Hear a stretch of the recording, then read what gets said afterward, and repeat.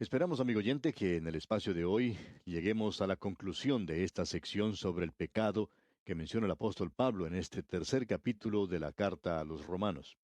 Ahora, no hay necesidad de llamar a un médico a no ser que uno esté enfermo. No hay necesidad de buscar a un Salvador a no ser que uno esté perdido. Y el apóstol Pablo nos muestra aquí que el hombre está perdido. Tenemos en este capítulo 3 como un gran cañón, y eso lo veremos más adelante. En primer lugar, Pablo va a dar término a esta sección sobre el pecado, llevando a la humanidad ante el juez de toda la tierra. Y el veredicto de culpable lo hará Dios mismo contra toda la humanidad, contra judíos y gentiles, blancos y negros, hombres y mujeres, pobres y ricos. No hay ninguna diferencia en cuanto a quién es usted.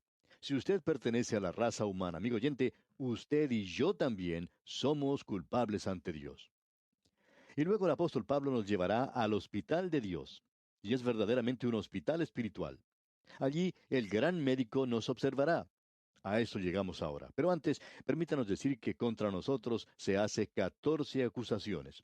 6 de ellas ante el juez, y de las otras 8, el gran médico dice que estamos enfermos.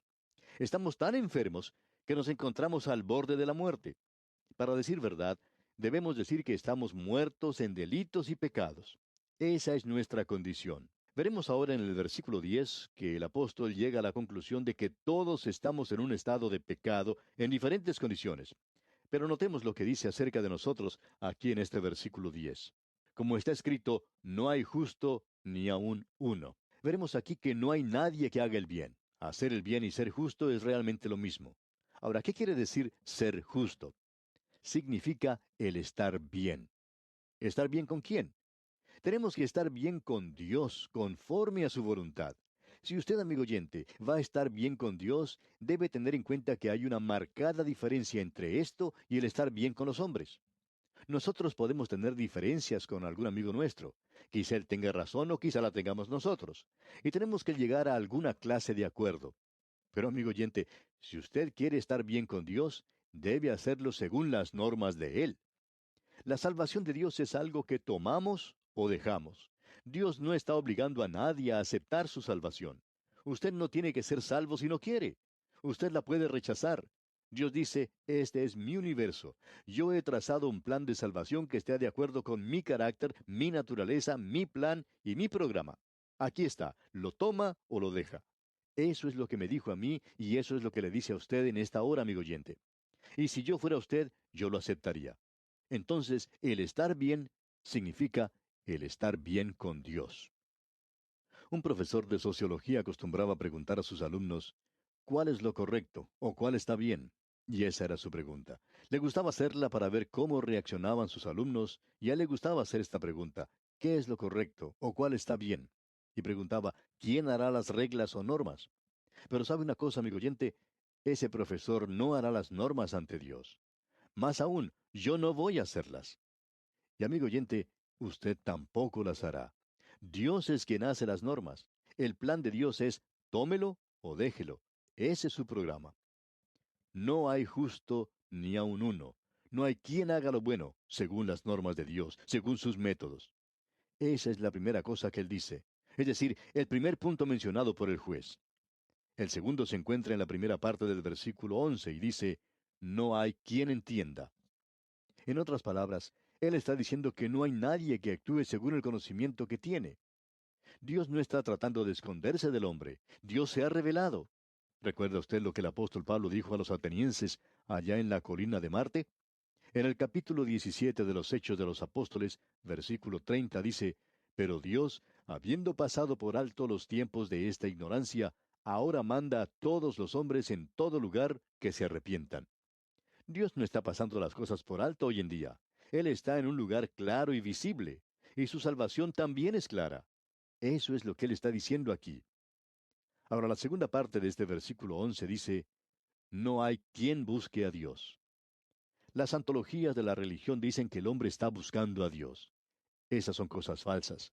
Ha trepado por medio del proceso de la evolución hasta la religión. Pero en realidad podemos decir que la religión es la búsqueda de Dios de parte del hombre. Bueno, él no ha encontrado mucho todavía. No ha avanzado mucho en esa dirección porque va por camino equivocado. Se está apartando de Dios más bien. Ahora, la tercera acusación la encontramos en la primera parte del versículo 12 de este capítulo 3 de la carta a los Romanos, y dice, todos se desviaron. ¿Ve usted? Se han desviado. Dejaron el camino que sabían era el correcto. Quisiéramos ahora dirigirnos a aquel oyente que nos escucha y sabe que no está haciendo lo que debe hacer. Más aún, no lo va a hacer aunque sabe lo que es. Usted, amigo oyente, se ha desviado. Así es la humanidad. Luego dice, en este mismo versículo 12, a una se hicieron inútiles. La palabra aquí utilizada como inútiles se refiere a la fruta demasiado madura, podrida. Es decir, se ha echado a perder. Así es la humanidad. El hombre hoy es un montón de fruta putrefacta, corrupta. La papaya es una fruta muy deliciosa, pero cuando la papaya se echa a perder, no hay nada que sea más malo que eso. El hombre no es una fruta jugosa, es una fruta corrupta. Y eso es lo que está diciendo Dios aquí. Eso es lo que el juez de toda la tierra está diciendo. Luego dice en la última parte de este versículo 12, no hay quien haga lo bueno, no hay ni siquiera uno. Esta es la cuarta acusación y es una negación triple. La humanidad es como un grupo de viajeros que se ha dirigido en la dirección opuesta a la correcta y no hay quien pueda ayudar al otro. El Señor Jesucristo lo dijo a los líderes religiosos de su día. Allá en el capítulo 15 del Evangelio según San Mateo, versículo 14, dice, son ciegos, guías de ciegos. Y este es el cuadro de la humanidad. Eso es lo que el juez de toda la tierra dice acerca de usted, de mí y de toda la humanidad. Pablo ahora nos traslada al hospital de Dios. Este es un hospital para el espíritu. Y el gran médico dice al observarnos que estamos enfermos espiritualmente. En el versículo 13 vemos lo primero que él dice. Sepulcro abierto es su garganta, con su lengua engañan, veneno de áspides hay debajo de sus labios. Cuando uno visita al médico en su consultorio, ¿qué es lo primero que él hace? Bueno, cuando me toca visitar al médico, paso a su consultorio y la primera cosa que él me dice que haga es abra la boca. Luego, ¿qué hace? Bueno, toma una especie de cuchara de madera o paleta, la pone en mi boca y luego observa mi garganta. Y Dios, el gran médico, hace lo mismo con la humanidad. Y usted ya sabe lo que él dice. Sepulcro abierto es su garganta. ¿Ha tenido usted alguna vez la oportunidad de oler carne humana en estado de descomposición? En cierta ocasión, el pastor de una iglesia fue llamado por el jefe de policía de su localidad para que le ayudara en la identificación del pequeño cuerpo de una niña que había sido raptada. Su cuerpecito había sido hallado y lo iban a retirar del hoyo donde lo habían puesto. Cuando lo sacaron, el hedor de ese cuerpecito en estado de descomposición era terrible, lo suficiente como para hacer enfermar a una persona que no estaba acostumbrada a esas escenas. Y al leer este versículo pensamos en una escena como esa. Cuando Dios lo mira a usted, amigo oyente, Él no dice, qué persona tan dulce es usted. Alguien dijo, creemos que fue Mel Trotter, si nosotros nos pudiéramos ver como Dios nos ve, no podríamos aguantarnos. Pues bien, eso es lo que Pablo está diciendo aquí. Luego dice, con su lengua engañan. Y ese es el segundo punto. La segunda cosa que el médico dice en su examen al paciente es, saque la lengua. Y eso mismo es lo que dice el gran médico aquí. Saque la lengua. Y cuando Dios ve la lengua de la humanidad, es decir, su lengua y la mía, amigo oyente, ¿sabe lo que dice? Dice, veneno de áspides hay debajo de sus labios. En el zoológico de la ciudad de San Diego, en el estado de California, en los Estados Unidos, hay un lugar especial para los reptiles. Tal vez en el zoológico de la ciudad donde usted reside hay un lugar así también. Pues bien, en él se puede observar víboras de cascabel con sus bocas y dientes llenos de veneno. Y uno piensa en la cantidad de veneno que existe en ese lugar. Y sabe, amigo oyente, si usted ahora, o mejor, después de terminar esta transmisión, se dirige a un espejo, puede ver en él una lengua que es mucho más peligrosa que la de las víboras. Todo lo que la víbora puede hacer es matarlo, pero no puede dañar su reputación. En cambio, usted y yo, amigo oyente, tenemos una lengua y con ella podemos arruinar la reputación de otra persona. Podemos dañar el buen nombre de alguna mujer. Podemos arruinar la reputación de algún hombre. Creemos que una de las peores cosas en algunas iglesias es la cantidad de chismes que por ellas corren. Esos chismes han arruinado la reputación de muchas personas. Aunque muchos de ellos creen que son espirituales, se les tiene que considerar como personas jactanciosas y nada más. Tienen unas lenguas llenas de maldad, Y dice aquí, con su lengua engañan. Y luego dice, veneno de áspides hay debajo de sus labios. Ah, amigo oyente, cuánta maldad existe en la boca humana. Qué terrible que es. Cuán terrible puede ser. Hablamos en nuestros días que debemos aprender a hablar en lenguas. Y yo estoy de acuerdo con eso. Únicamente si usted quiere decir la clase de lengua que no dañe la reputación de nadie, que no hiera a alguien hoy. Cuán terrible es la lengua humana, amigo oyente. Lamentablemente este problema existe en muchas iglesias en el día de hoy. Bien, sigamos, leamos ahora el versículo 14 de este capítulo 3 de la epístola a los Romanos. Su boca está llena de maldición y de amargura. Esta es la cuarta cosa que observa el gran médico. Dice que su boca está llena de maldiciones y de engaños y mentiras. Este cuadro que aquí se nos presenta es también terrible. ¿Qué es lo que quiere decir? Bueno, simplemente esto. El hombre tiene la inclinación a maldecir. Y usted puede escuchar a su alrededor hoy y notar que ese es el vocabulario de todos los hombres, ya sea un trabajador o un profesor universitario. Les gusta más usar un lenguaje profano que cualquier otro lenguaje. Una persona una vez desafió al pastor de su iglesia a salir a la calle, golpear a la primera persona que encontrara, para ver que las primeras palabras serían una maldición. Ahora Pablo continúa con los versículos 15 y 16, donde observamos la quinta cosa. Escuche usted. Sus pies se apresuran para derramar sangre, quebranto y desventura hay en sus caminos. ¿Qué cuadro de la humanidad se nos presenta en este pasaje? Sus pies se apresuran para derramar sangre, quebranto y desventura hay en sus caminos, y no conocieron camino de paz. Y aquí tenemos la séptima cosa. No conocieron camino de paz. El hombre no conoce el camino de la paz. Solo tenemos que observar el mundo a nuestro alrededor para darnos cuenta de esto. No es necesario probarlo, solo es necesario leer los periódicos. Notemos ahora el versículo 18. No hay temor de Dios delante de sus ojos. Y este es el último punto. Parece que el apóstol Pablo resume todos los pecados del hombre en esta declaración. Amigo oyente, ese es el cuadro del hombre de hoy. No tiene temor de Dios. Vive como si Dios no existiera y en realidad desafía a Dios. ¿Qué cuadro de la humanidad el que tenemos ante nosotros? Llegamos ahora a la última cosa que Pablo dice acerca del pecado. Todavía existen aquellos que dicen, tenemos la ley y vamos a guardar la ley, nosotros la obedecemos. Bien, escuche lo que dice Pablo aquí en el versículo 19 de este capítulo 3 de la epístola a los Romanos. Pero sabemos que todo lo que la ley dice, lo dice a los que están bajo la ley, para que toda boca se cierre y todo el mundo quede bajo el juicio de Dios. Usted no puede obtener justificación por medio de la ley. La humanidad no puede entrar por ese camino. El hombre puede asirse de la ley, pero eso no le va a ayudar, no le levantará. Luego el apóstol Pablo hace esta declaración en el versículo 20. Ya que por las obras de la ley ningún ser humano será justificado delante de él, porque por medio de la ley es el conocimiento del pecado. Yo quiero retar, quiero desafiar a cualquier persona que cree que tiene que guardar la ley para ser salvo, a que me explique lo que dice este versículo. Ya que por las obras de la ley ningún ser humano será justificado delante de él. Y eso quiere decir que ningún ser humano podrá ser declarado justo, es decir, ningún ser humano podrá ser salvo, ningún ser humano podrá llenar las normas establecidas por Dios mediante las obras de la ley. Amigo oyente, eso nunca lo puede hacer. Es absolutamente imposible para la humanidad el poder hacerlo. Por las obras de la ley, dice aquí, ningún ser humano será justificado. Y llegamos ahora al final de esta sección. Llegamos al gran cañón que mencionamos anteriormente. Comienza ahora el apóstol Pablo a hablar de la maravillosa salvación de Dios. La justificación por fe es explicada en el resto del capítulo 3. La eficacia de la justicia de Dios para un mundo culpable y enfermo. Queremos que usted note esto aquí porque es de suma importancia para nosotros.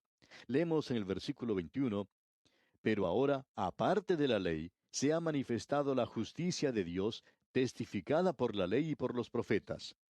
Ahora, esta justicia de Dios aquí no es la justicia de Dios en sí, es decir, su atributo, porque Él no comparte sus atributos con nadie.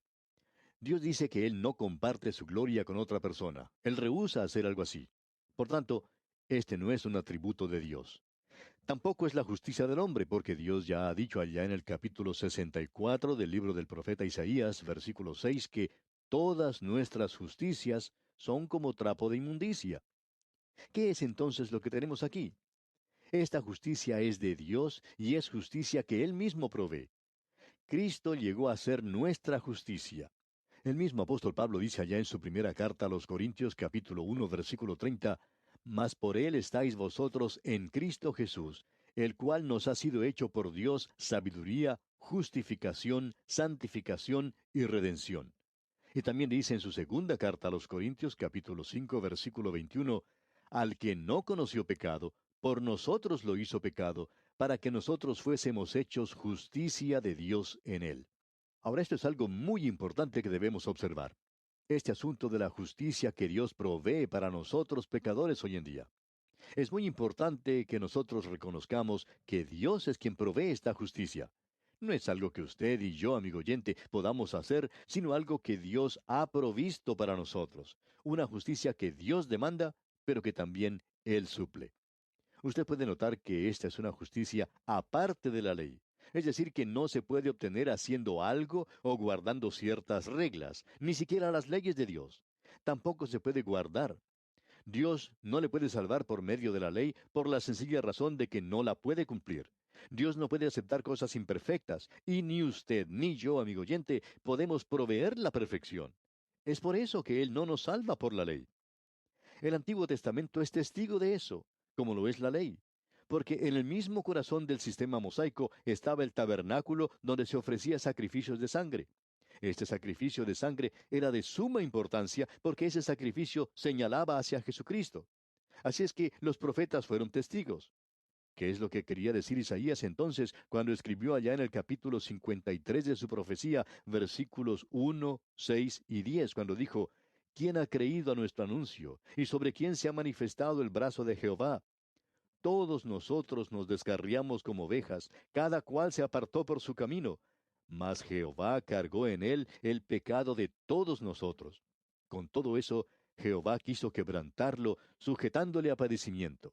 Amigo oyente, la ley y los profetas testificaron de esta justicia que Dios proveería en Cristo Jesús. Ahora, en el versículo 22 de este capítulo 3 de la epístola a los Romanos leemos, la justicia de Dios por medio de la fe en Jesucristo para todos los que creen en Él, porque no hay diferencia.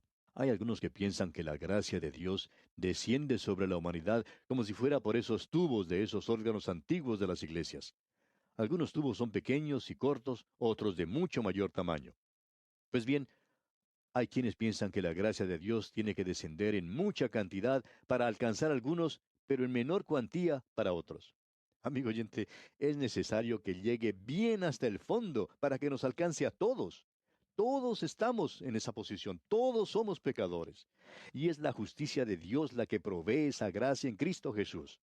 Nosotros llegamos a ser totalmente completos en Él. Somos absolutamente salvados en Cristo.